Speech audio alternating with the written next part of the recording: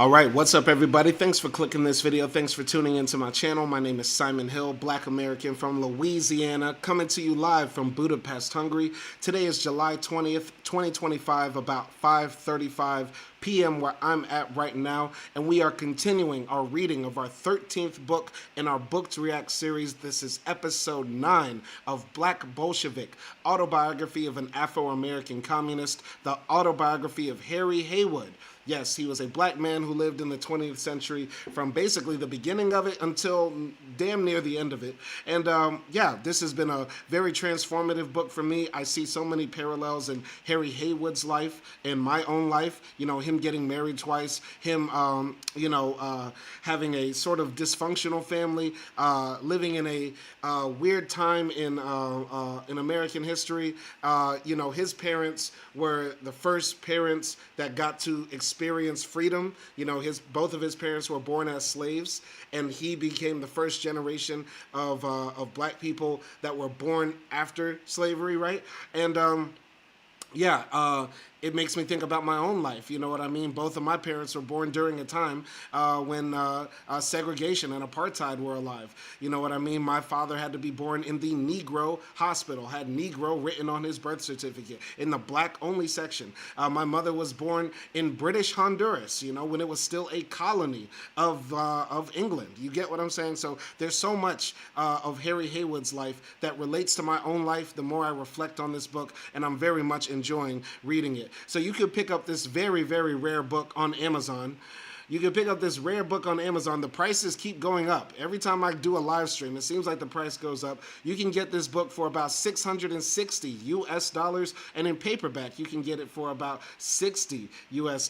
But it's a rare book, but this is why we read them on live for the people. We read them on live because these rare books are slowly going out of print, and we want to preserve them for the digital age. You can also get this book on libcom.org for free. Just go to the download link right here on the PDF. You know how it is. I've been reporting on this for a while now. So without further ado, we're going to be continuing our reading. We finished chapter 5 of this 700-page tome. It's a long-ass book, but it's very well written and very easy, digestible sentences. So we're going to be finishing chapter 6. Chapter 6 is only about 20 pages or so. So we're going to knock out this chapter and then wrap it up for the day. So shout out to everybody who's been supporting this content, leaving comments on the channel. The channel is going up, more subscribers, more viewers every single day. So I want to give a shout out to everybody who's been rocking with me in this content. Let's continue here. Chapter 6, Trotsky's Day in Court. The setting, for anybody who doesn't know,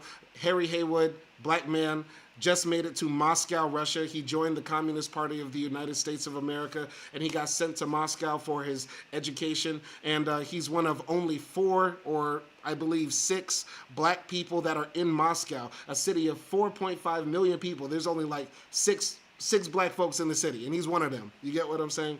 And we also left off in the chapter where he met his second wife, Ina, and his mother passed away. He married a Russian woman from literally the Caucasus Mountains, literally from Georgia or something like that.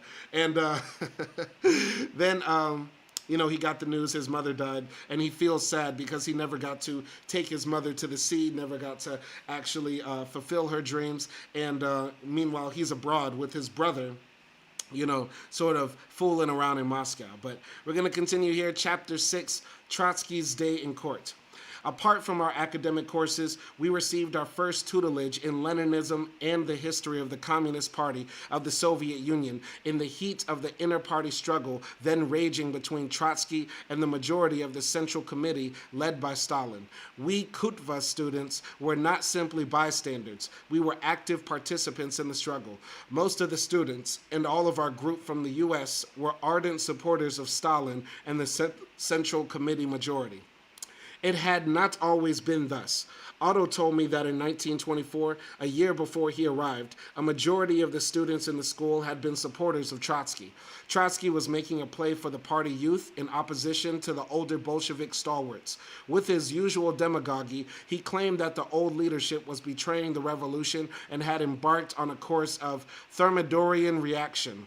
In this situation, he said, the students and youth were the party's truest barometer. But by the time the black American students arrived, the temporary attraction to Trotsky had been reversed. The issues involved in the struggle with Trotsky were discussed in the school. They involved the destiny of socialism in the Soviet Union. Which way were the Soviet people to go? What was to be the direction of their economic development? Was it possible to build a socialist economic system? These questions were not only theoretical ones, but were issues of life and death. The economic life of the country would not stand still and wait while they were being debated. The Soviet working class, under the leadership of Lenin and the Bolsheviks, had vanquished capitalism over 1/6 of the globe, shattered its economic power, expropriated the capitalists and landlords, converted the factories, railroads, and banks into public property, and was beginning to build a state-owned socialist industry. The Soviet government had begun to apply Lenin's cooperative plans in agriculture and begun to fully develop a socialist economic system. This colossal task had to be undertaken by the workers in alliance with the masses of working peasantry. From the October Revolution through 1921, the economic system was characterized by war communism. Basic industry was nationalized and all questions were subordinated to the one of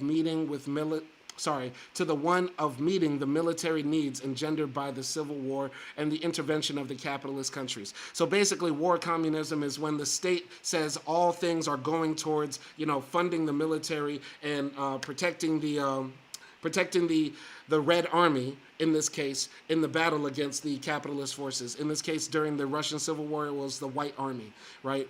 Basically, these were monarchists, loyalists to the old regime, etc. All right.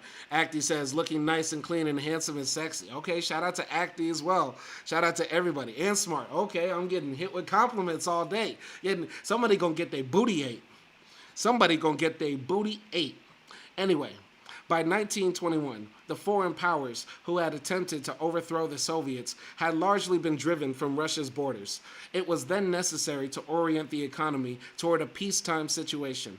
The NEP, New Economic Policy, formulated at the 10th Party Congress in 1921, was the policy designed to guide the transition from war communism to the building of socialism. It replaced a system of surplus appropriation with a tax in kind, which would be less of a burden on the peasantry. The NEP was a temporary retreat from socialist forms. Smaller industries were leased to private capital to run. Peasants were allowed to sell their agricultural surplus on free markets. Central control over much of the economy was lessened. All of this was necessary to have the economy function on a peacetime basis. It was a measure designed to restore the exchange of commodities between city and country, which had been so greatly disrupted by the Civil War and intervention. It was a temporary retreat from the attack on all remnants of capitalism, a time for the socialist state to stabilize its base area, to gather strength for another advance. A year later, at the 11th Party Congress, Lenin declared that the retreat was ended and called on the party to prepare for an offensive on private capital. Very interesting stuff. So basically, when the Bolsheviks, the communists, won the Russian Civil War, wartime communism ended. When they captured a factory, they, didn't just continue to control the factory. They said, okay, we're going to take our hands off the factory. People can do, interpersonal trade and do small, petty types of market activities and stuff like that.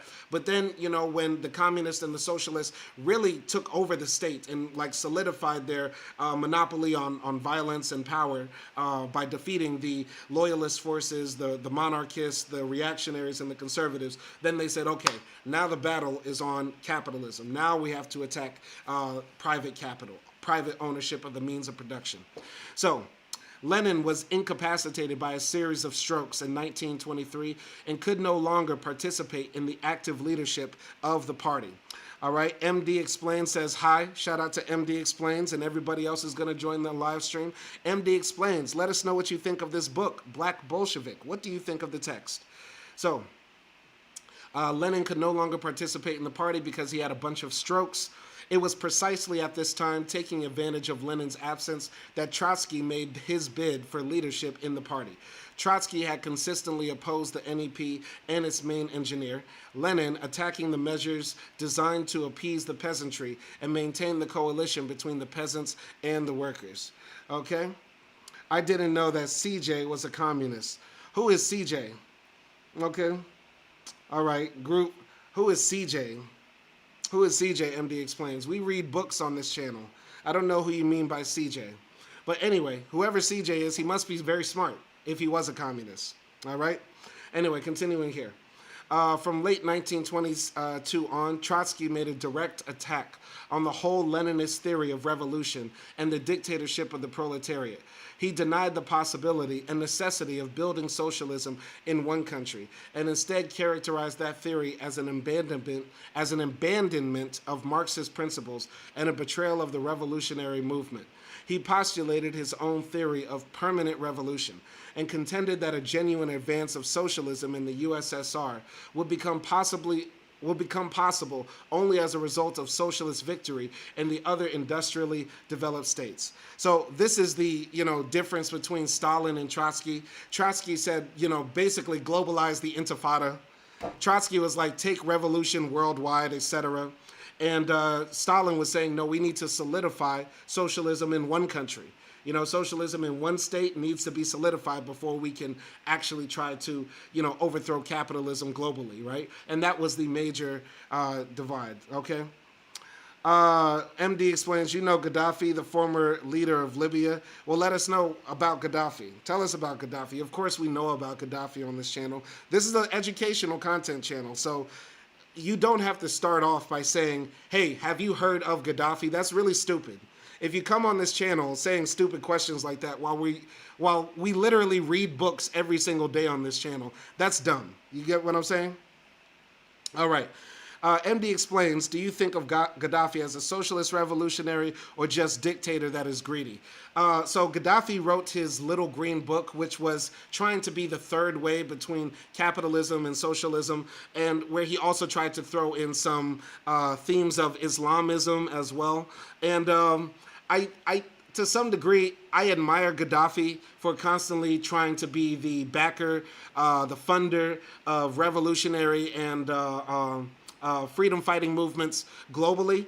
But on the other hand, when we look at how he actually ran Libya, there's a lot of critique to be had on Gaddafi's iron grip on Libya. I think, the reason that we read these books and the reason why we analyze the leadership of leaders like Fidel Castro, Stalin, Ho Chi Minh, Gaddafi, Muammar Gaddafi, etc., we try to learn from the past. So while I'm not as versed on everything that Gaddafi did, there's things that I admire about him and there's things that I very much disagree with and that I think are inherently anti-socialist, anti-communist, and anti-democratic. So I'm not going to lay a final judgment down on Gaddafi. He deserves more study and more analysis. But he was a brutal dictator in a lot of ways to his own people, right?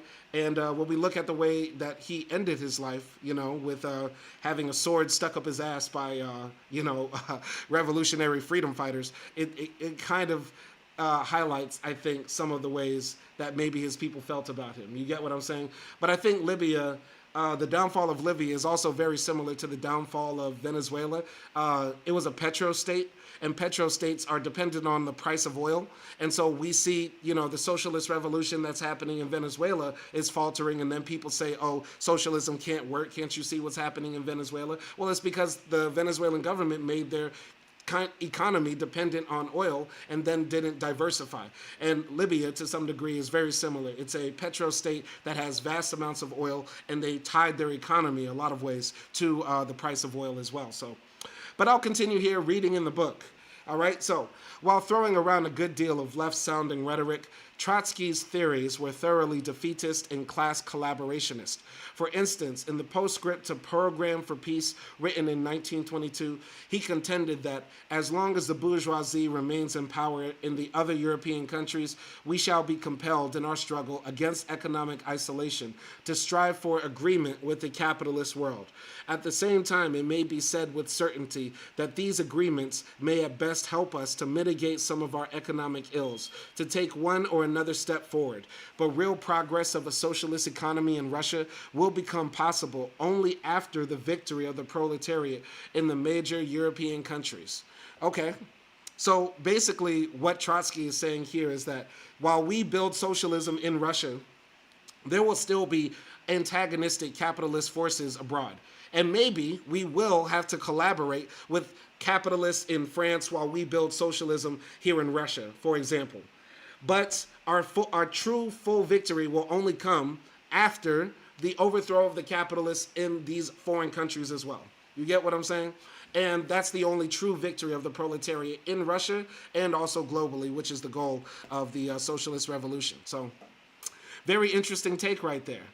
So at the base of this defeatism was Trotsky's view that the peasantry would be hostile to socialism, since the proletariat would have to make extremely deep inroads not only into feudal but also into bourgeoisie property relations.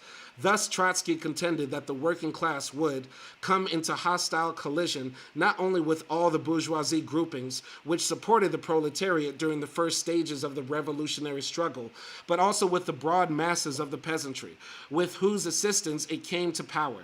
The contradictions in the positions of a workers' government in a backward country with an overwhelmingly peasant population could be solved only in the arena of the world proletarian revolution. Therefore, it would not be possible to build socialism in a backward peasant country like Russia. The mass of peasants would exhaust their revolutionary potential even before the revolution had completed its bourgeois democratic tasks, the breakup of the feudal landed estates and the redistribution of the land among the peasantry. This line, which underestimated the role of the peasantry, had been put forward by Trotsky as early as 1915 in his article, The Struggle for Power. There he claimed that imperialism was causing the revolutionary role of the peasantry to decline and downgraded the importance of the slogan, confiscate the landed estates. Now, I'm not going to, listen, I admire Trotsky for what he did in the October Revolution and all parts of the revolution to build the Soviet Republic, right? I'm not going to try to resort to revisionism and say, you know, I'm not going to sit here and say I'm a Trotskyist either, right? I'm not going to say that. And I still want to walk the party line of the CPUSA, which I believe is anti-revisionism and anti-Trotsky as well. I'll just say this.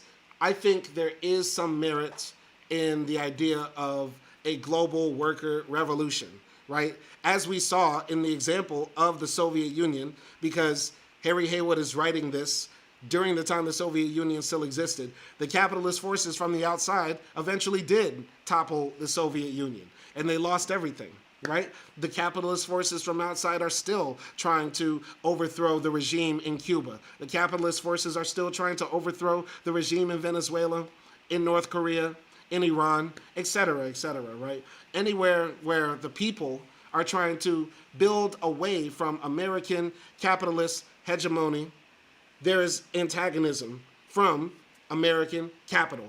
So was Trotsky right? Was Trotsky wrong? I think it's up to analysis. But I'm going to continue here. As it was pointed out in our classes, Trotsky portrayed the peasantry as an undifferentiated mass. He made no distinction between the masses of peasants who worked their own land, the muzhiks, and the exploiting strata who hired labor, the kulaks. His conclusions openly contradicted the strategy of the Bolsheviks, developed by Lenin, of building the worker-peasant alliance as the basis for the dictatorship of the proletariat. Further, they were at complete variance with any realistic economic or social analysis. Trotsky's entire position reflected a lack of faith in the strength and resources of the Soviet people, the vast majority of whom were peasants. Since it denied the revolutionary potential of the peasantry, the success of the revolution could not come from internal forces, but had to depend on the success of proletarian revolutions in the advanced nations of Western Europe. In the absence of such revolutions, the revolutionary process within the Soviet Union itself would have to be held in abeyance, and the proletariat, which had seized power with the help of the peasantry, would have to hold state power in conflict with all other classes. So basically, you know, under Leninism, the peasants, the rural people who live and work in farms, and the proletariat, the working class in the cities and the factories and stuff, they collaborate together. Under Trotskyism, the idea is that the workers, even if they overthrow the bourgeois owners of capital, even if they overthrow them, the workers, the proletariat, the people in the cities should be the ones to hold power and dominate over them, right? Trotsky didn't differentiate between the two different groups, right? When he thought of the proletariat, he just thought of one big-ass mass, right? And the ones who should have control and power would be the traditional proletariat that existed. And Lenin differentiated. Lenin said the peasantry in the rural parts also collaborate with the working class in the factories, in the cities as well. So we're going to continue here. So behind Trotsky's revolutionary rhetoric was a simplistic social democratic view which regarded the class struggle for socialism as solely labor against capital. This concept of class struggle did not regard the struggle of peasant against landlord or peasant against the czar as a constituent part of the struggle for socialism. This was reflected as early as 1905 in Trotsky's slogan, "No czar, but a workers' government," which, as Stalin had said, was the slogan of revolution without the peasantry. And we have to remember that at this time in Russia, most of the people were peasants. Most of the people lived on land and subsistence farmed. They weren't working in factories. They weren't, living in cities. Most people were still very rural. You get what I'm saying? So that's the point he's trying to make about Trotsky. Trotsky did not see the proletarian revolution as a revolution of all against those in the battle to own the means of production. The battle against those who own the means of production was only the working class, meaning those people that had labor jobs, right? Not the peasants. So given the state of the revolutionary force at the time, the position was dangerously defeatist. For instance, 1923 marked a period of recession for the revolutionary wave in Europe. It was a year of defeat for communist movements in Germany, Italy, Poland, and Bulgaria. What then, Stalin asked, is left for our revolution? Shall it vegetate in its own contradictions and rot away while waiting for the world revolution? To that question, Trotsky had no answer. Stalin's reply was to build socialism in the Soviet Union. The Soviet working class, allied with the peasantry, had vanquished its own bourgeoisie politically and was fully capable of doing the job economically and building up a socialist society. Stalin's position did not mean the isolation of the Soviet Union. The danger of capitalist restoration still existed and would exist until the advent of classless society. The Soviet people understood that they could not destroy this external danger by their own efforts, that it could only be finally destroyed as a result of a victorious revolution in at least several of the countries of the West. The triumph of socialism in the Soviet Union could not be final as long as the external danger existed. Therefore, the success of the revolutionary forces in the capitalist West was a vital concern of the Soviet people.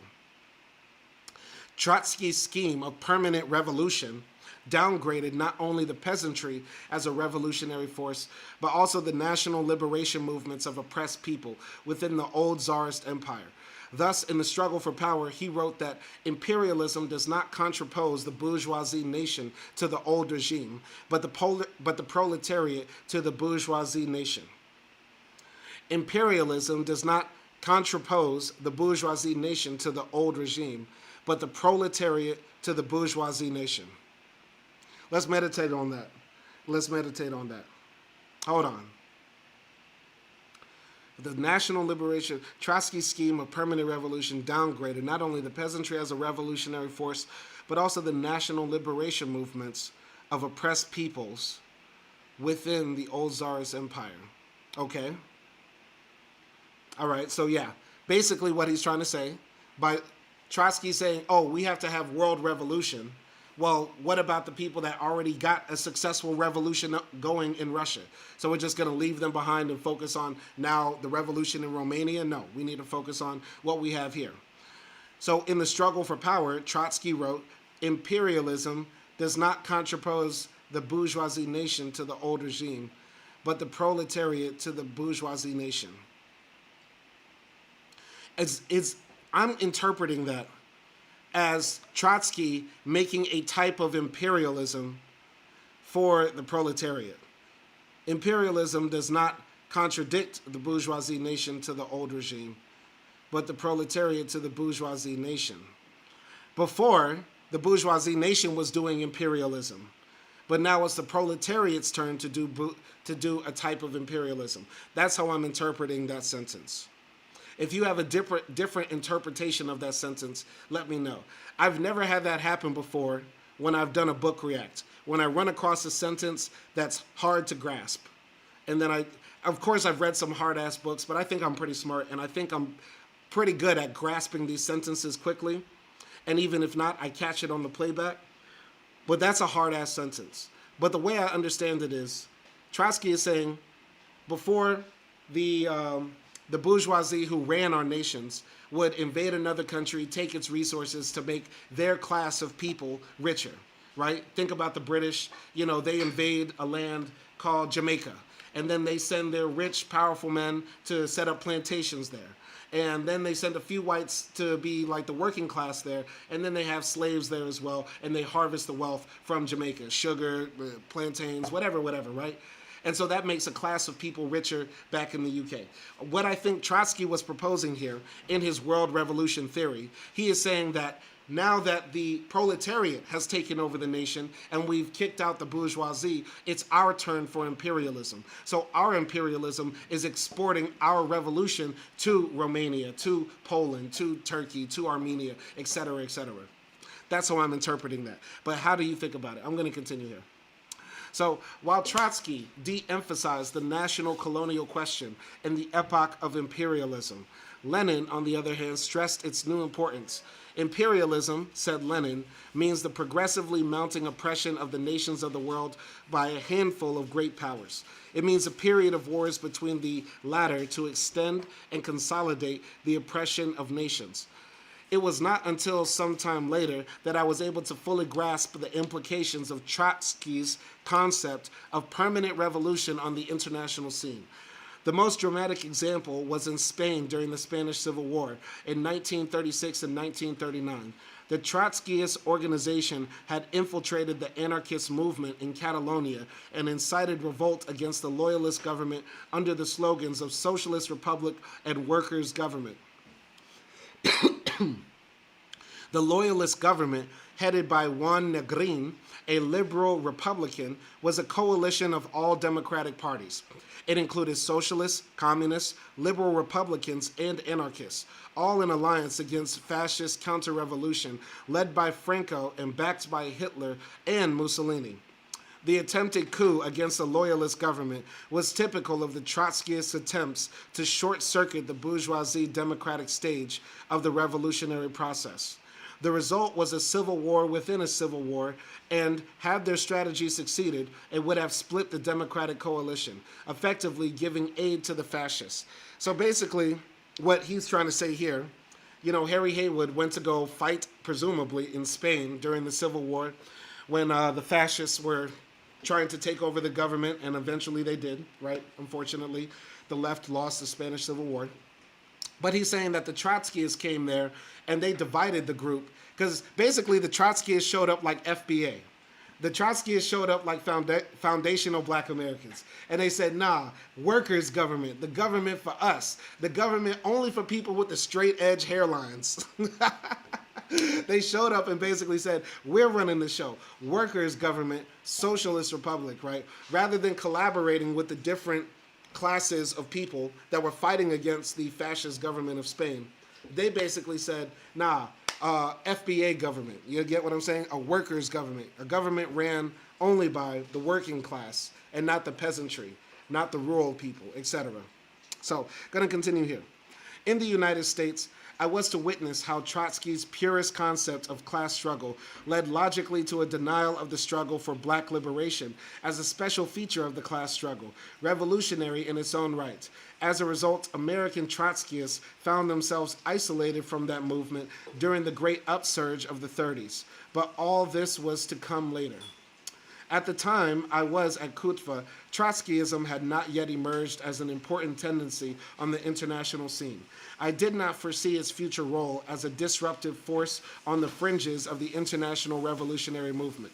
At that time, I wasn't clear myself on a number of these theoretical questions. It was somewhat later when my understanding of the national and colonial question, particularly the Afro-American question, deepened that the implications of Trotsky's theory of permanent revolution became fully obvious to me. When I first started becoming aware of communism, socialism, and the history of everything that happened in the 20th century and like the early 2000s, Trotskyism always looked like a way to say that you're a communist or you're a socialist, but it's a way of saying, yeah, but I disagree with Stalin and all the bad things that the Soviet Union did or any sort of leftist government did. I can always just say, hey, I'm not a part of that. I'm a Trotskyist. You get what I'm saying? It always seemed like an easy cop-out. You get what I'm saying? And it's also why I think for a lot of people, they like to, put many other things under Trotskyism, like any sort of revisionism. They put it under Trotskyism when they want to talk about their version of socialism, et cetera, et cetera. I don't look at Trotskyism as a bad word or a bad thing. My thing is, I think as socialists, we should always try to, analyze the theories of the people that came before, especially those who had power and we're trying to create these new types of human relations and economic systems. So I think it's worth analyzing. I'm not an anti-Trotskyist. I would much rather be allied with Trotskyists than anti-communist, that's for sure. So yeah, that's my view. I would just also like to say Trotsky just had a cool ass name. That's a cool ass name though. Trotsky. That's a hard ass name though. Don't that shit just have a ring to it? I think also people picked up on the tendency of Trotskyism because it just sounds cool. Yeah, we Trotskyists. Like, come on, that shit ring off. Anyway, I'm gonna pop off here. Here we go. So we students felt that Trotsky's position denigrated the achievement of the Soviet Revolution. We didn't like his continual harping about Russia's backwardness and its inability to build socialism, or his theory of permanent revolution. The Soviet Union was an inspiration for all of us, a view confirmed by our experience in the country. Everything we could see defied Trotsky's logic. His writings were readily available throughout the school, and the issues of the struggle were constantly on the agenda in our collective. These were discussed in our classes as they were in factories, schools, and peasant organizations throughout the country. About once a month, the collective would meet and a report would be given by party representatives, sometimes local, sometimes from the Rayon region of the city and Moscow district, and sometimes from the Central Committee itself. They would report on the latest developments in the inter-party struggles, Trotsky's and Lenin's views on the question of the peasantry, the NEP, how it had proved its usefulness, and how it was now being phased out. Trotsky's position on war communism and party rules, the dictatorship of the proletariat, and whether it could be a dictatorship in alliance with the peasantry or one over the peasantry. An open discussion would be held after the report. By that time, the Trotskyists at Kutva had dwindled to a small group of bitter enders. The struggle raged over a period of 5 years, 1922 to 1927. During which time the Trotsky bloc had access to the press and Trotsky's works were widely circulated for everyone to read. Trotsky was not defeated by bureaucratic decisions or Stalin's control of the party apparatus, as his partisans and Trotskyite historians claim. He had his day in court and finally lost because his whole position flew in the face of Soviet and world realities. He was doomed to defeat because his views were incorrect and failed to conform to objective conditions, as well as the needs and interests of the Soviet people. It was my great misfortune to be out of the dormitory when the black students were invited to attend a session of the 7th plenum of the Executive Committee of the Communist International, then meeting in the Kremlin in the late fall of 1926. I missed a historic occasion. I was out in the street at the time, and I couldn't be found, so they went without me. I missed the historic occasion, my only chance to have seen Trotsky in action. I was bitterly disappointed. When I arrived back at the dormitory, Sakharov, my Indian friend, told me where they had gone. Returning in the early hours of the morning, they found me waiting for them. They described the session and the stellar performance of Trotsky. Stalin made the report for the Russian delegation. Trotsky then asked for 2 hours to defend his position. He was given 1. He spoke in Russian and then personally translated and delivered his speech in German and then in French. In all, he held the floor for about 3 hours. Otto said it was the greatest display of oratory he had ever heard. But despite this, Trotsky and his allies, Zinoviev and Kamenev, suffered a resounding defeat, obtaining only 2 votes out of the whole body. The delegates from outside the Soviet Union didn't accept Trotsky's view that socialism in one country was a betrayal of the revolution. On the contrary, the success of the Soviet Union in building socialism was an inspiration to the international revolution. Otto told me that this point was made again and again in the course of the discussion.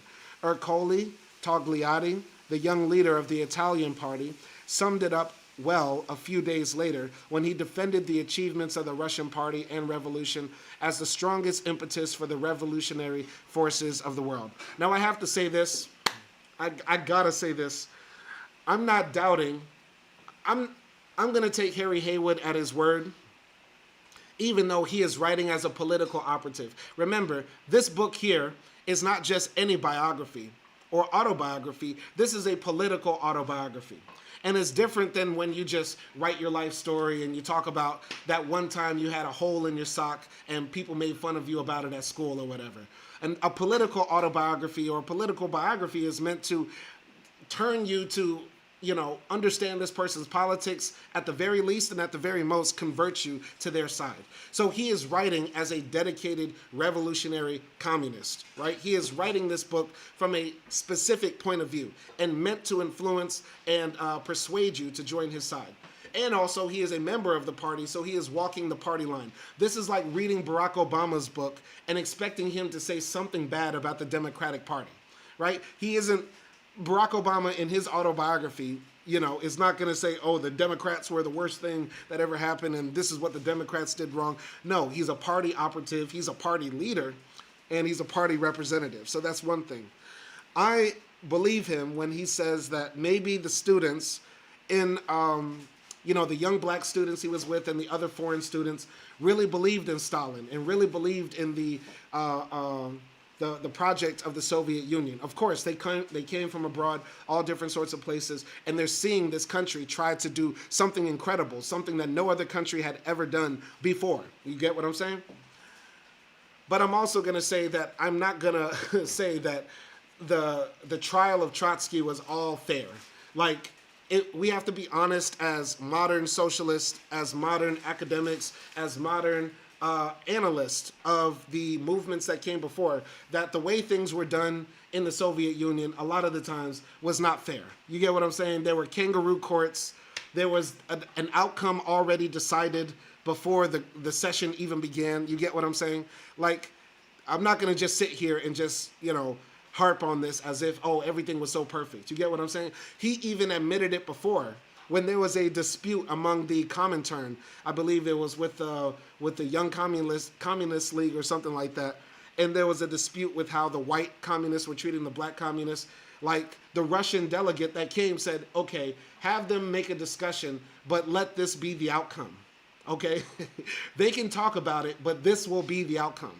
So let's not sit here and act like everything was all fair and democratic and above board with how they treated Trotsky. And we know how Trotsky died with the ice pick in the back of his head in Mexico, deep off in Frida Kahlo's punani. Okay, we're not going to sit here and act like, the Russians are just the greatest. We're not, okay? But let's continue reading. Sorry I had to go on that little rant, because I'm just reading all of this, and it sounds like a white person going to the trial of George Zimmerman and saying everything was fair. He was judged by a jury of his peers, all 12 white peers. You get what I'm saying? That's crazy, all right? But, so the American Party united across factional lines in support of Stalin. The Trotsky opposition, already defeated within the Soviet Union, was now shattered internationally. From there on out, it was downhill for Trotsky. I witnessed Trotsky's opposition bloc degenerate from an unprincipled faction within the party to a counter-revolutionary conspiracy against the party and the Soviet state. We learned of secret illegal meetings held in the Silver Woods outside Moscow, the establishment of factional printing presses, all in violation of party discipline. Their activities reached a high point during the November 7th, 1927 anniversary of the revolution. At the 10th anniversary, Trotsky's followers attempted to stage a counter demonstration in opposition to the traditional celebration. I remember vividly the scene of our school contingent marching on its way to Red Square. As we passed the Hotel Moscow, Trotskyist leaflets were showered down on us, and orators appeared at the windows of the hotel shouting slogans of "Down with Stalin." They were answered with catcalls and booing from the crowds in the streets below. We seized the leaflets and tore them up. This attempt to rally the people against the party was a total failure and struck no responsive chord among the masses. It was equivalent to rebellion, and this demonstration was the last overt act of the Trotskyist opposition. So yeah, I mean, basically what he's trying to say here, the Trotskyists become like subversive. Their guy gets kicked out. It's like what I imagine. It's like what I imagine what would happen if Trump lost the election last year and MAGA became like an insurgent force within the Republican Party at the very least, and then at the very worst they become like domestic terrorists trying to break their guy out of jail and committing all sorts of violence in the name of that orange menace. You get what I'm saying? But it's what I think will happen though when Trump dies. If Trump were to unceremoniously die and MAGA is left without a leader, and they start putting up crazy people like, I don't know, Nick Fuentes, like explicit white supremacists like David Duke, start running under the MAGA banner, and the Republicans are like, brother, you know what I mean? I could imagine the Trotskyists might have a lot of similarities with MAGA in that way. But continuing here.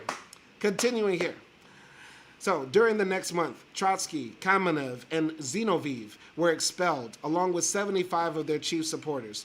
They, along with the lesser fry, were sent to exile in Siberia and Central Asia. Trotsky was sent to Alma-Ata in Turkestan, from where in 1929 he was allowed to go abroad, first to Turkey, and eventually to Mexico. Later, many of Trotsky's followers criticized themselves and were accepted back into the party. But among them was a hard core of bitter enders who criticized themselves publicly only in order to continue the struggle against Stalin's leadership from within the party. Their bitterness fed on itself, and they emerged later in the 30s as part of the conspiracy which wound up on the side of Nazi Germany. Okay, that's crazy. If you become so far left that now you're siding with the Nazis when Stalin is trying to kick German ass, you tripping. You get what I'm saying? You tripping. You really tripping. So throughout this whole struggle, we black students at the school had been ardent supporters of the position of Stalin and the Central Committee. Most certainly we were Stalinists whose policies we saw as the continuation of Lenin's. Those today who use the term Stalinist as an epithet evade the real question. That is, were Stalin and the Central Committee correct? I believe history has proven that they were correct. In 1971, when he wrote this, okay.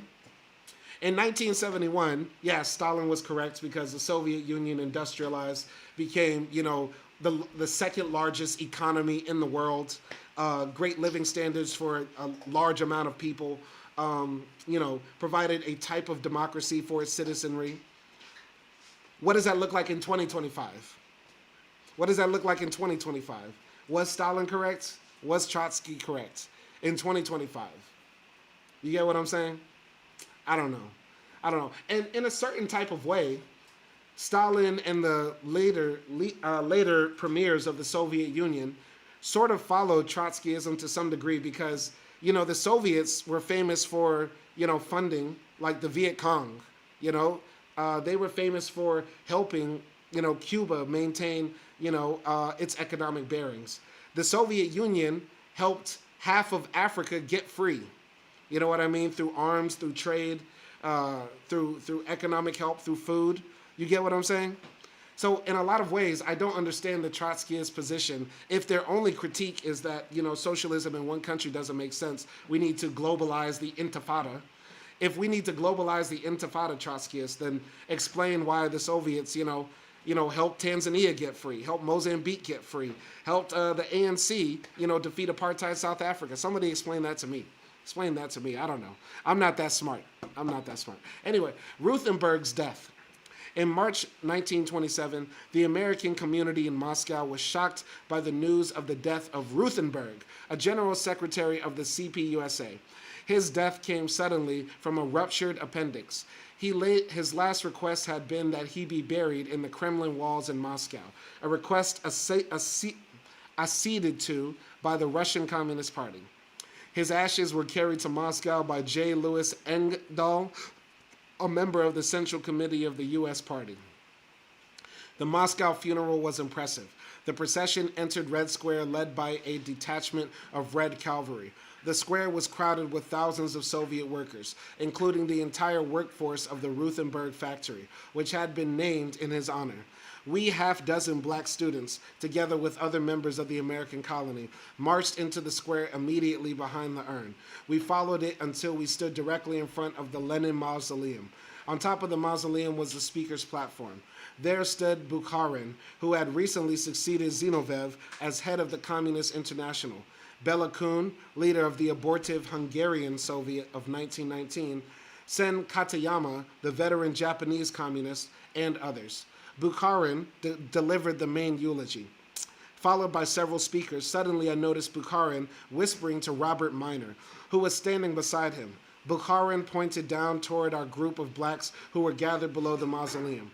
As Minor came down the steps toward us, I was a bit apprehensive, anticipating his mission. Sure enough, addressing my brother Otto, he said, "Comrade Bukharin wants one of the Negro comrades to say a few words." Otto pointed at me and said, "Let Harry speak." I felt trapped, not wanting to start an argument on such a solemn occasion. I reluctantly agreed to speak and followed Minor back up the steps of the mausoleum. Bela Kun, a polished orator, was speaking. I was to follow. I tried to gather my thoughts, but I was not much of a speaker and certainly not prepared. Generalities did not come easy to me, and besides, I hadn't really known Ruthenberg. I had only met him formally on the occasion of my departure from Moscow, when he had shaken my hand and wished me luck. But what could I say about him, specifically in relation to the blacks? I stood there amidst this array of internationally famous faces in Red Square. Panic suddenly seized me. Here was my turn to speak out, but I found myself unable to utter a coherent sentence. I remember saying something about our great lost leader. This being my first experience in front of a mic, the words seemed to come back and hit me in the face. Finally, after a minute or two of floundering around, I said, "That's all," and turned away from the mic in disgust and humiliation. The words, "That's all," resounded through the square loud and clear, to my further discomfiture. Okay, this is embarrassing. That's really embarrassing. Okay. And then came the moment of the translation. The translator was a young Georgian named Tival, one of Stalin's secretaries. He was one of those people who spoke half a dozen languages fluently. Tival got right into the job of translation, assuming an orator's stance. He had a strong, roaring voice, surprising for one of such diminutive stature.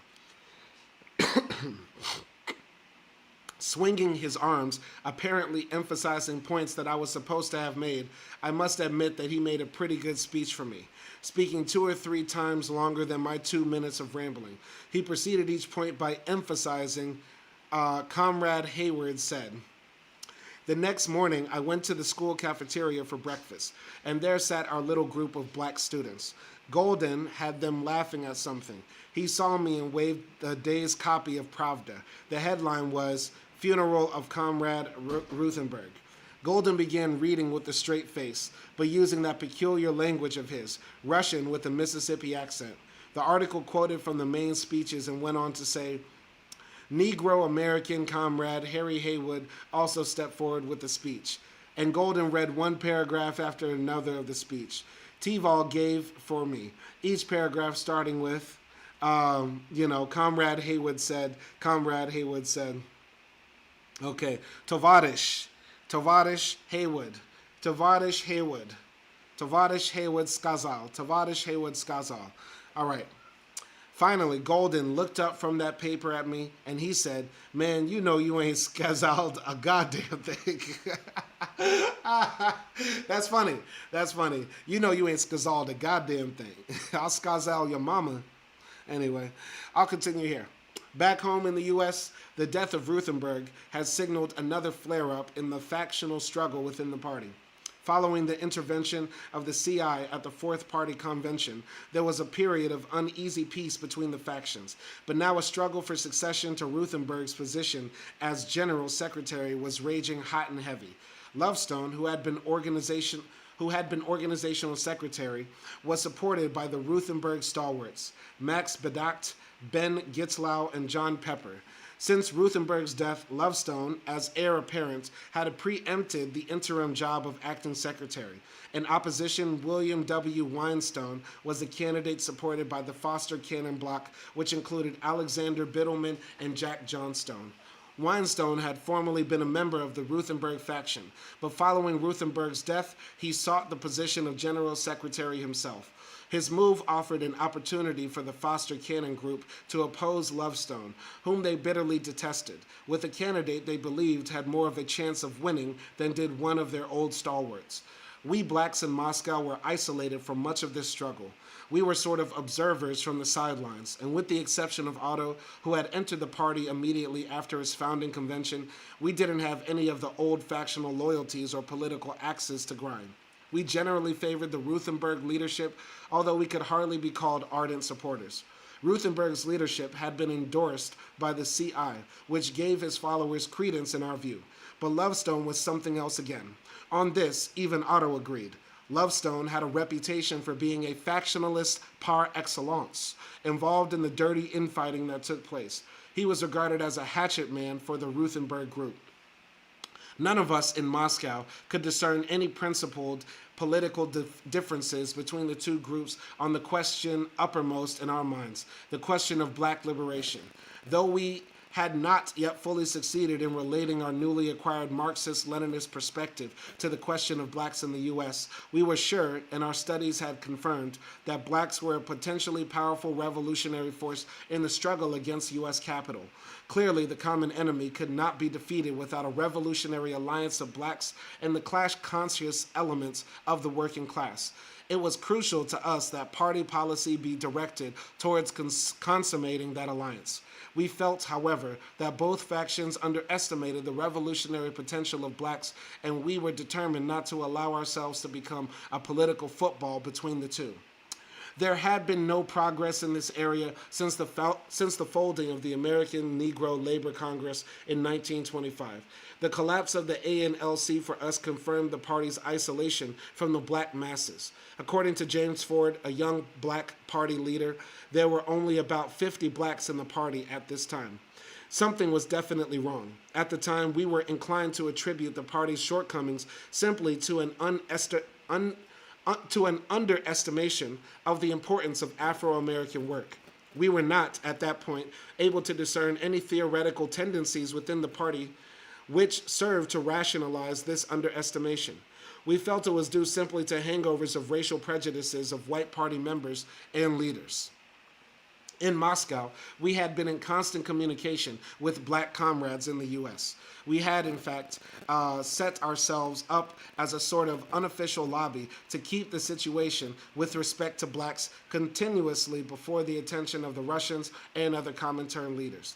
They, for the most part, were sympathetic to our grievances. In May 1927, J. Lovestone, while still acting secretary of the party, showed up in Moscow at the CI's 8th plenum. During his stay, he invited us black students to his room at the Lux Hotel to give us an informal report on the party's work among blacks. He had heard, of course, of our discontent and wanted to mollify us. He also knew that the question was coming up for serious discussion at the 6th Congress of the Communist International, which was to take place the following year. There was no doubt he was out to mend his political fences. I had my first close look at the man when we gathered in his room. He tried to give us the impression of being very frank and self-critical. He said the party leadership involved in factional struggles had neglected black struggles, had neglected Afro-American work, an important phase of the party's activities. But this factional phase had now at long last come to a close, and the party, under his leadership, had now begun seriously to tackle the job of overcoming this tremendous lag in the work. He told us that Otto Haywood had been placed on the Central Committee and assigned as organizer for the Buffalo, Western New York district. We thought it was about time. Richard B. Moore had been placed as New England organizer for the International Labor Defense.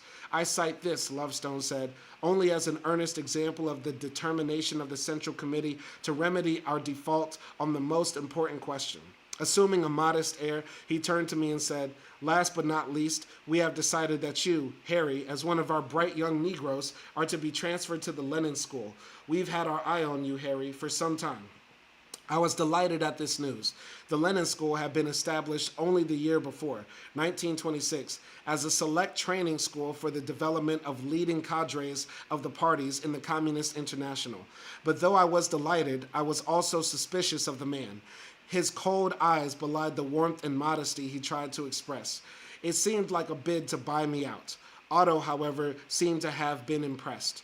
Though Lovestone was a teetotaler, he had a big bottle of vodka in his room for his students. He had brought us presents, which was true of most visitors from the States. It was understood that a visitor would not return to the U.S. with extra things that the students in Moscow could not use. Most people, and Lovestone was no exception, came prepared with things to give away. During the course of the evening, Otto had seized a few pair of socks, and Lovestone had given him a tin pipe of tobacco and cigarettes for us all. As we were leaving, Otto looked over Lovestone's shoes. Say, Jay, he said, you and me wear the same size shoes, don't we? You got another pair with you? Sure, Otto, sure, said Lovestone, and produced an extra pair. On our way home, walking down Tverskaya Boulevard towards the dormitory, we exchanged our impressions of the evening. Golden started off, oh, he's full of crap. There's no sincerity in the man. Otto responded, I think you're wrong, Golden. I think you're wrong. Golden said, I saw his eyes. That's something you didn't see, Otto. You had too much vodka. You know I've always told you, you two go light on it. You know you can't handle the stuff. You remember what Vesey's lieutenant said when the slaves rebelled in Virginia? Beware of those wearing the old clothes of the master, for they will betray you. I never saw Otto so furious. He turned on Golden with his fist clenched, but thought better of it. Golden was too big. I laughed, and he turned towards me, but I was his brother. At that moment, a drunk Russian staggered into view and suddenly bumped into him. Otto let his fist go and knocked the poor man down. There was a great commotion, and a crowd of Russians gathered around. Some Chinese students from our school were across the street, and thinking we were being attacked by hooligans, rushed to our defense. We helped the man to his feet and, in the confusion, attempted to explain to the crowd what had happened. Otto said he had thought the drunk was attacking him, and it was thus that we managed to pass the thing off and return to our dorm. Lovestone was a consummate factionalist, utterly uninhibited by scruples or principles. He finally won out in the struggle to succeed Ruthenberg, but the mantle of Ruthenberg fit him poorly. The cloven hoof was always visible. His victory was aided by the ineptitude of the Foster Cannon Weinstein bloc, which made several tactical blunders, of which Lovestone took full advantage. Lovestone's friendship with Bukharin was perhaps a factor in his victory. Nikolai Bukharin had succeeded Zinoviev as the president of the Comintern. He was an erstwhile ally of Stalin in the struggle against the Trotskyist left, and was later to emerge as a leader of the right deviation within the Soviet Party and the Communist International.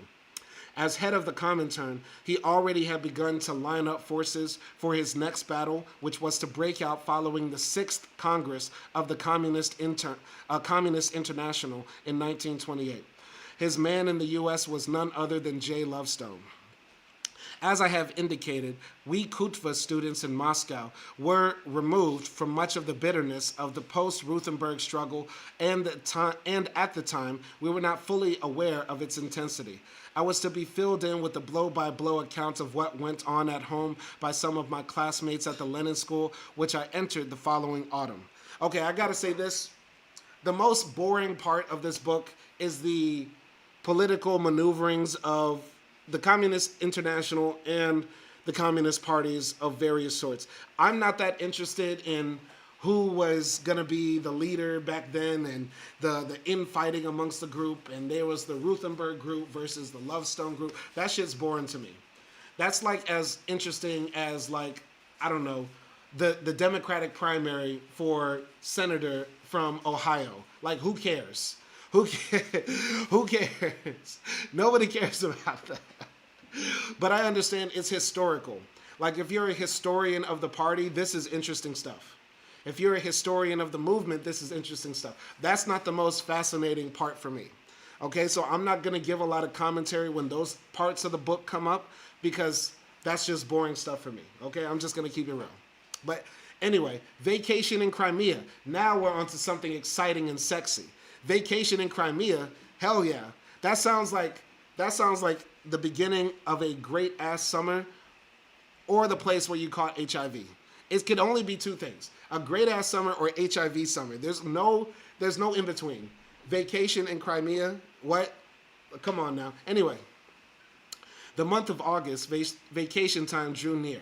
Our group of black students split up and all of us, with the exception of Bankol, left Moscow. Bankol was reluctant to leave his Russian girlfriend and remained in the city. Golden's girlfriend, a pretty Kazakhstanian girl, took him home to meet her people in Kazakhstan, an autonomous republic in Southwest Asia, inhabited by a Turco-Mongolian people. As for myself, I asked for and received permission. By the way, okay, Acne says, sounds like a corn title, absolutely. But wait, my guy Bankol, black man from sub-Saharan Africa, smashing on a Kazakhstani. Give it up for Bankol. Give it up for Bankol in the story. Ain't nothing like a Central Asian, and trust me, I got one. Ain't nothing like a Central Asian. Ain't nothing like a Turk. Ain't nothing like a Kazakh. Turkic people for the win. Anyway, I'm tripping. Let me stop. Okay. As for myself, I asked for and received permission to spend my vacation in the Crimea. At the Chancellor's office, I was given money, a railroad ticket, and a document entitling me to stay 1 month at a rest home in Yalta. I was on my own, and for the first time since my arrival 14 months before, I was separated from my fellow black students. But I had no misgivings. By this time, I had acquired a considerable knowledge of the country and had overcome the main hurdles in the language and could speak and read Russian with some fluency. In fact, I looked forward to my journey with pleasurable expectations. I was not to be disappointed. The Autonomous Republic of Crimea is a square-shaped peninsula jutting out into the Black Sea. At that time, it was one of the two Tatar autonomous republics. The other was Tartaria on the Volga. I immediately fell in love with the country, its lush subtropical climate, and its people. The Tatars were a dark-skinned Mongolic people, descendants of the golden horde of Genghis Khan. When I arrived in Sevastopol, the largest city and seaport, I was struck by the dazzling brilliance of the sun against the pastel-colored buildings, the deep blue of the sea, and the verdant Crimean mountains rising behind the city.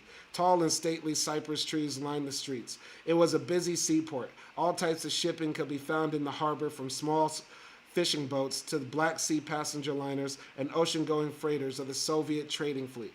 As a history buff, I stopped over for a couple of days to take in the historic sights of the city and its environs. There was the panorama, a lifelike display graphically depicting the Battle of Sevastopol during the Crimean War, 1854 to 1866. The war was fought mainly on the Crimean Peninsula between Russian forces on the one hand, British, French, and Turkish allies on the other. In this battle, the Allies sought to knock out the strong Russian naval base in Sevastopol through an invasion by land and bombardment by sea. The Russians lost the war, but Sevastopol remained Russian. I drove out to Balaklava, a small village nestling on the sea a few miles southeast of Sevastopol, the scene of the disastrous charge of the British Light Brigade, led by Lord Cardigan and immortalized by Tennyson in his poem. Looking at the scene brought back memories of childhood school days when our class recited Tennyson's poem aloud. I stood on Vorontsov Heights, overlooking the Valley of Death, into which rode the 600. I walked over the grounds and viewed the graves of the victims of this blunder of the British officer caste. 14 years later, Sevastopol was to be the site of one of the most destructive and bloody battles of World War II. My automobile ride to Yalta, about 60 kilometers further along the coast, was not only exciting, but in some parts a frightening experience. It was mostly along a narrow road cut out of the side of mountains, on which two cars could barely pass. In some places, one could look down to what appeared to me to be a sheer drop of 2,000 or 3,000 feet into the sea below. Go into the comments here. Shadow Steeler says, thank you for your service in making a record of Harry Haywood's writing for all of us. No problem, Shadow Steeler. No problem. I'm doing it for socialist unity. But remember, everybody, you can find this book on libcom.org for free right now. You can download it. You get me if you want to get the book yourself. But yeah, it's also being shared on YouTube because I don't see a lot of commentary about Harry Haywood online. So that's why I'm reading this book as well. And yeah, shout out to everybody who's enjoying the work. So continuing here. So the chauffeurs driving powerful Packards, Cadillacs, and Espano Swiss sped along the road with its many curves at breakneck speed. The obvious fact that they were expert drivers was not enough to allay my fears, nor those of other passengers. Nearing Yalta, we passed Lavadea, a beautiful palace built by an Italian architect during the reign of Alexander III. It was situated on a high cliff overlooking the sea. Later, it became the summer home of Tsar Nicholas II. Now, under the Soviets, it had been converted into a rest home for local peasant leaders. The palace later housed President Roosevelt and Premier Churchill during the Yalta Conference in 1945. I gotta visit Crimea, man. Whenever the war finishes, I gotta visit Crimea. This sounds beautiful.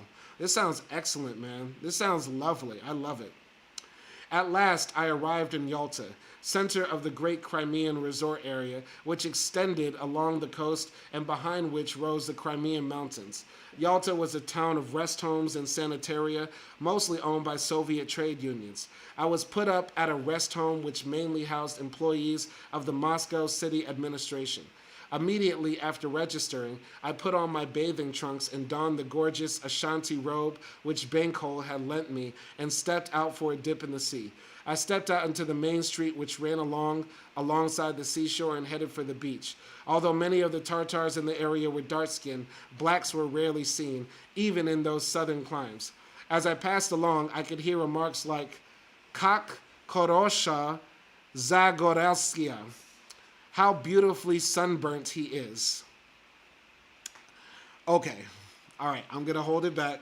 This was 1924, not 2024. It was a remark I was to hear often. It was good-natured, and I sensed in it a trace of envy. Now, I know some people from Crimea, and they look white as hell. I don't know what Harry is talking about. The Tartars are dark-skinned. By dark skin, are they like tan, like you see a lot of Middle Eastern people and Central Asian people being? Maybe. I don't know. I haven't been to Crimea. I'm just saying the Crimean Tartars I know, they look white, damn near white. You get what I'm saying? I don't know what he's talking about. But it's funny. If he takes it as a compliment, that's him. I don't like people making those compliments in 2025. I don't like people making those comments in 2025. You can't help it, but I can comment about it. You get what I'm saying? I'm not stopping people from saying what they want to say. But if I'm walking in Crimea, going to the beach, you know, minding my own business, and I hear somebody say, look how sunburnt he is, I'm going to turn up. I'm going to say something.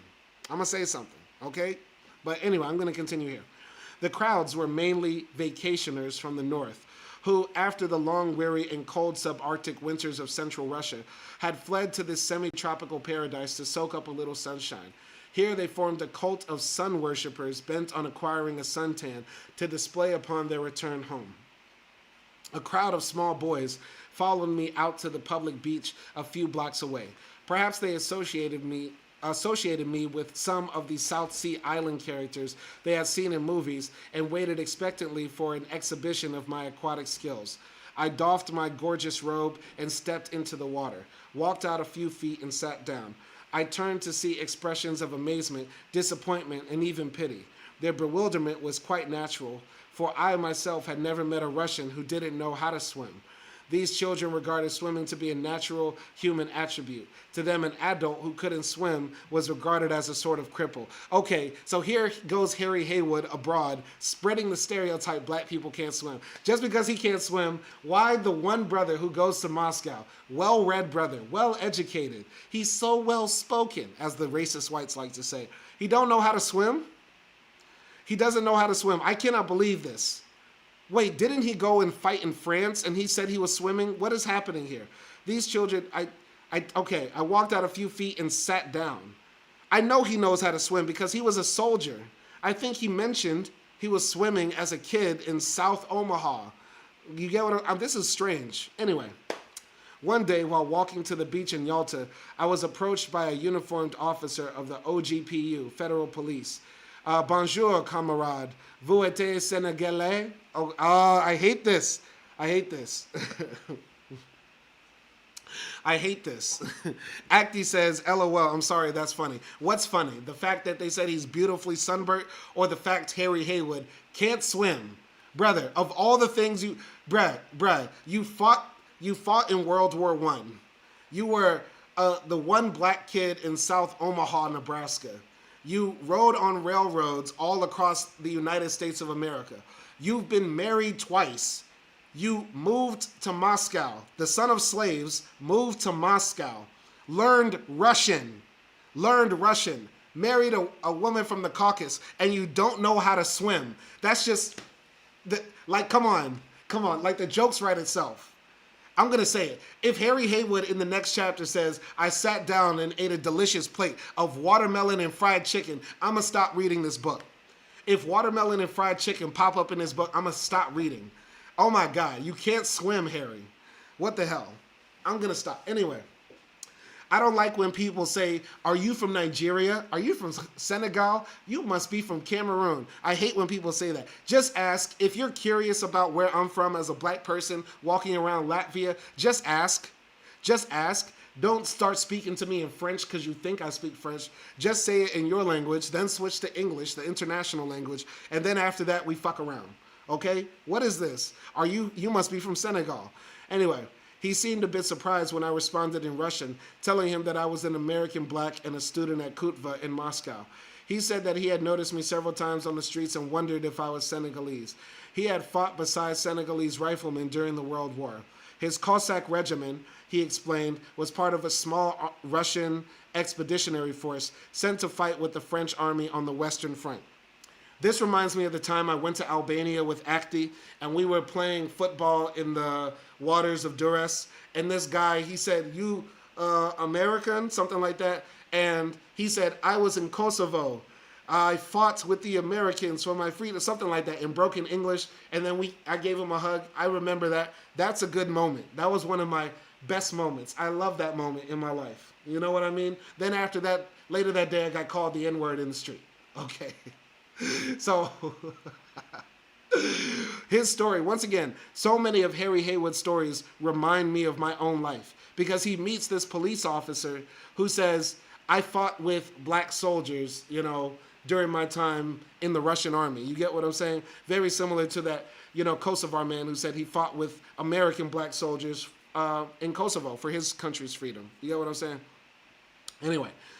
So I told him that I had also fought in the war with an American black regiment, and how I had seen Russian troops in a prison camp on my way to the Soissons front in the late summer of 1918.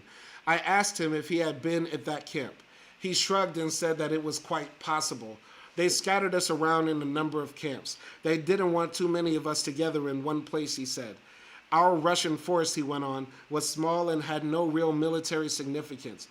It had been sent by the Tsar as a demonstration of solidarity and friendship between Russia and France, sort of a moral booster for the French people.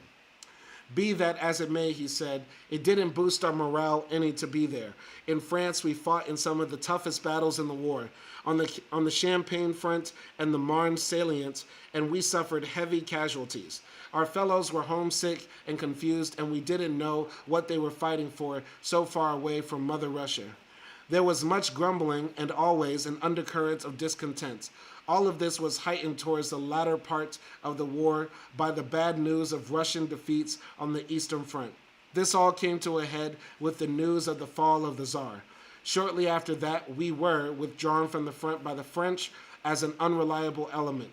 Behind the lines, we were surrounded and disarmed by Senegalese troops, and quite a number who resisted were killed or wounded. To say that we were unreliable was an understatement. By that time, we were downright mutinous. The Bolshevik Party had active nuclei in the regiments. I myself was a member of the party, said my newfound friend. We followed the course of the revolution through French newspapers and were able to glean the truth behind their distortions. We also had contact with some of the French left socialists and with Bolshevik exiles before they returned home after the outbreak of the February Revolution. After the armistice was signed, we were sent to Morocco, and eventually Soviet ships came to take us to Odessa and home. The French used the Senegalese against us, he said. We learned later of a mutiny among the Senegalese troops in which they were shot up and disarmed by the French Blue Devils. I had just been reading André Barbus and was surprised to learn how widespread mutiny had been in the French army. Well, c'est la guerre, he said. C'est la guerre. I'm no longer saying c'est la vie. I'm saying c'est la guerre. C'est la guerre. I like that phrase. That is war. This is war. Well, c'est la guerre, he said. Especially so an imperialist war. After all, what interest had the Senegalese in defending French imperialism? What interest did we Russian workers and Nuzhiks, peasants, have in fighting for Tsar's wars? We parted with both of us wanting to meet again, but he had to leave town that evening and I never saw him again. Often we visited the local vineyards and wine cellars and tasted the local wines.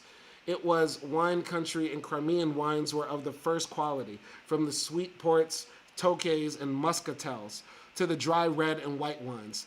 On these outings, there was always someone who had a guitar or accordion, and we sat late into the night singing Russian folk songs and Gypsy Romans love songs. The Crimea was not just a vacationer's haven, although tourism occupied a large place in its economy. At that time, the economy was mainly agricultural. Vineyards were constantly expanding in the mountain valleys along the southern coast. Tobacco of fine quality was grown, and there was also an important fishing industry. On the east coast of the peninsula, near Kerch, there was an area of rich iron ore deposits and mines. This was to serve as the basis for the construction of the gigantic Kerch metallurgical, chemical, and engineering works, contemplated in the first 5-year plan. It was a plan which sought to quadruple the basic capital of the Republic. With the renaissance of national cultures which accompanied the Soviet policy on the national question, the Turkic language spoken by the Tartars, which I understood was closely related to modern Turkish, was being revived and taught in schools. A Latinized alphabet was introduced, replacing the old Arabic script.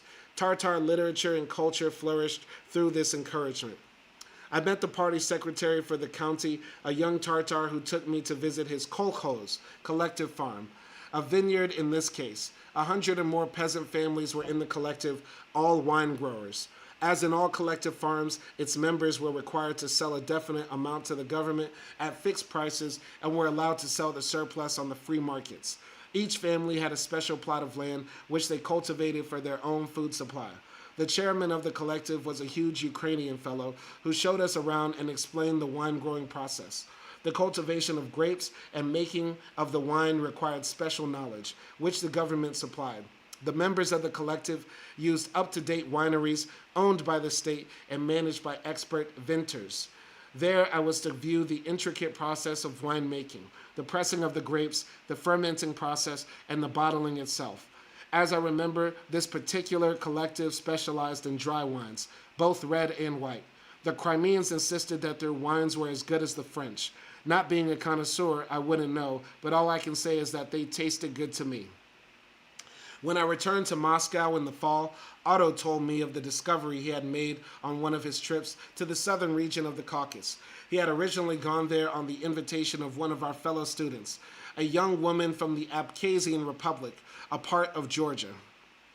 All right, Acti says, Crimea sounds so good. Acti, isn't Crimea just essentially the Black Sea of Turkey?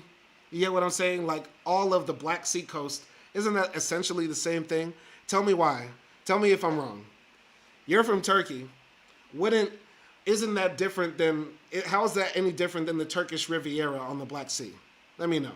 Anyway, after meeting some of us, she commented that they too had some black folk down there near her area in a village not very far from Sukhum, the capital of the Republic of the Black Sea. She invited Otto down to visit the region over his summer vacation, and there he met the people. He described them as being of definite black ancestry, notwithstanding a history of intermarriage with the local people. But the Star Sata, old man of the tribe, was black beyond a doubt. His story went some generations back, when he and the others joined the Turkish army as Numidian mercenaries from the Sudan. After several forays into this region, they deserted the army and had settled there. The Starsata himself had been in the Tsar's cavalry with the Dicky Wild division of the Caucasus Cossacks. The people in the village wanted to know what was happening to our brothers over the mountains. Otto related to them the troubles we had gone through, described the travels over the mountains and across the big sea.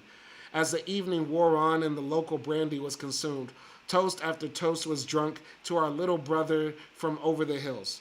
Otto described to them the conditions of blacks in the U.S., the lynchings, racism, and brutality, and sensed a few jumped up and pulled out their daggers.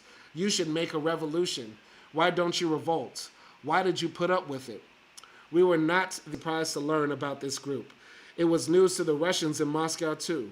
Several of these tribesmen later visited Moscow as a result of Otto's visit. And that's where we're going to wrap it up. All right? Acti says, it sounds Mediterranean, though. I guess.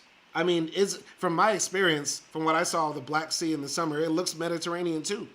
I don't know. Tell me if I'm wrong. But I've seen Marmaris and I've seen Garrison. Both kind of look, summertime, sandy beach, gorgeous. I don't know. But Crimea sounds more mountainy. You get what I'm saying? But, yeah. Acti says, I guess it would be similar, but we don't have vineyards in the Black Sea region of Turkey. Are you sure about that? You sure? You sure? Anyway, we're going to wrap up this live stream, Chapter 7, the Lenin School. We're going to read that tomorrow. And I'm glad we finished this long, well, not a long chapter, but it is a long book. So we're chopping away at it. As you can see, if you can see on the screen, we're on page 206 of about 700 pages. So this is going to be maybe a few more weeks of chipping away at this very long book. But we're going to get to it eventually, and I'm looking forward to hearing what the people have to say about this text. I want to give a shout out to everybody who jumped in the chat, who had something to say. Acti, shout out to Act Dennis Shaheen Hill. Shout out to Shadow Stealer. Shout out to MD Explains as well. And anybody who's going to watch this in the playback. And we'll catch you tomorrow when we read, hopefully, all of Chapter 7. Because Chapter 7 is about 20 pages too. And that's what we did with Chapter 6. So y'all be easy out there and peace.